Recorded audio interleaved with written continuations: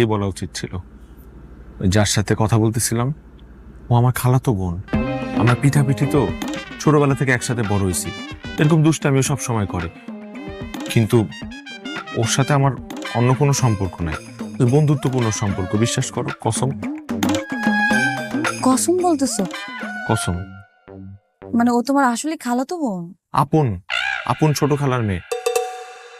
তো তুমি এই কথা আগে ভুল বলবা না আমাকে? এটাই তো আমার ভুল হয়েছে, আমার মাফ করে দাও। আচ্ছা, ইটস ওকে। আচ্ছা দাও, এখন কফিটা দাও আমাকে। না, কফি খাবো তো। আরে, গরম করে আনতেছি, দাও কফিটা দাও।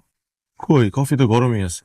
আর ঠান্ডা হয়ে গেছে, দাও তো। তুমি ধরে দেখো, কফি অনেক গরম। আরে দাও না।